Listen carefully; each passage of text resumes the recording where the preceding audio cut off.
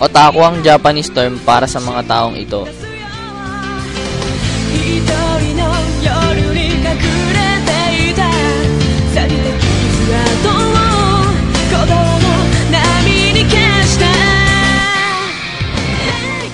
Cosplay ang tawag kung saan sila ay nagdadamit at nag-aayos ng kanilang gustong anime characters.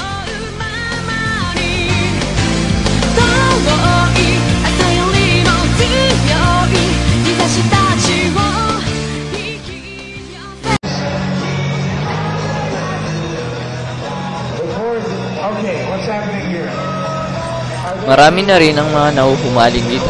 Sa katunayan, meron na ang mga events kung saan maaari nilang may pagmalaki ang kanilang mga kinahihiligan.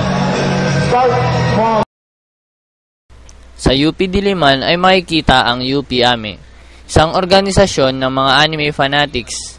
Tinatag ito upang magkaroon ng isang samahang magbubuklod sa mga mahihilig sa anime.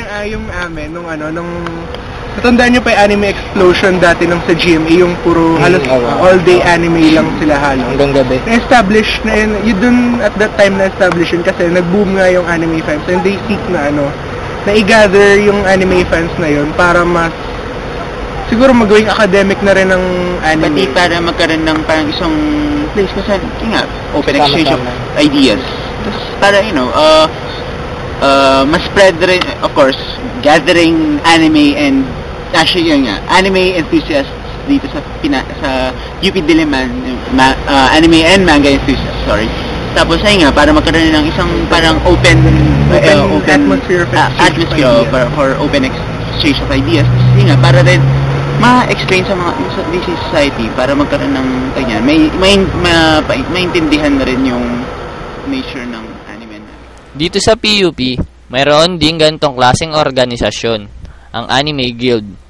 Gaya ng UP Ame, mayroon din silang mga activities na isinasagawa kung saan nakikinabang at may napupulot na magagandang kaalaman ang mga lumalahok dito.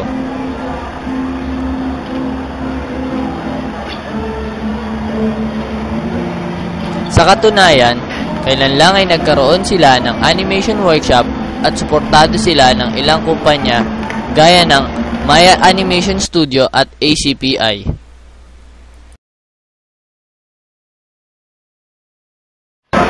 Ano po ba yung reason na po bakit inaano niyo po yung animation guild? Parang tinutulungan siya na pati ano po hindi lang animation guild, no? Animation industry.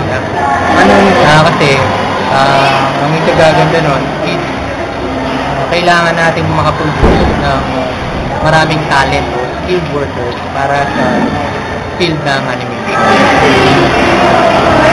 Ano po ba yung reasons niyo po bakit po sinusuportahan niyo po yung katulad nito pong animation guild? At saka po kung ano yung mga benefits na makukuha po ng animation guild po? Kasi boss, kahit nung pa talagang, kumbaga, yung passion ko talaga, mas i-promote yung the art of animation itself. So sino may interested na i-develop yung animation as an art, ito ay tumulong talaga. So nung nalaman ko nga, meron na rin pala ditong ganyan, kasi ito, pinaka-show of support, kasi kailangan i-develop din yung industry at the same time the art form. So kaya, kaya tumutulong din ako ganyan. At dahil sa mga gantong kadahilanan ng kanilang pagsuporta, umaas sila na balang araw ay magagamit ng mga estudyanteng ito ang kanilang talento upang makagawa pa ng marami at mas magagandang anime at kung papalarin ay mas makilala sa gantong larangan at may pagmalaki ang galing ng ating lahi. Sa katunayan, 1980s pa lamang parte na ang mga Pinoy ng animation industry. 1992 nung nagpumasok ako sa Philcartoons. Pero ang animation industry sa Philippines kasi, nung way back 1986 or 88, meron na eh. Noong 88 pa lang, dito na ginagawa yung Dragon Ball, dito na kinukulayan. Sa likod pala ng mga kinahiligan at kinahihiligan nating Japanese animes ay ang mga nagagalingan nating kababayan na siyang responsable sa animation ng mga palabas na ito.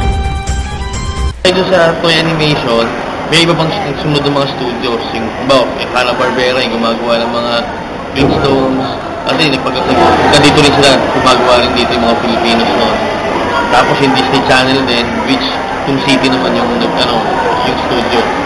So yun, siguro mga 1990s yung nabuo yun. Tapos hanggang ngayon, tuloy pa rin yung Toon City. So doon ako nagpipili sa Toon City. Dragon Ball Z. Kayo Sailor na. Moon. Kayo po nagpagalaw doon ng mga Isa ako sa mga nagpapagalaw. Ano po ba? Ano pa? Ano ba? One Piece. Kayo. Yung mga pinapalabas dito. Slam Dunk. Ayan. Umabot din ako dyan.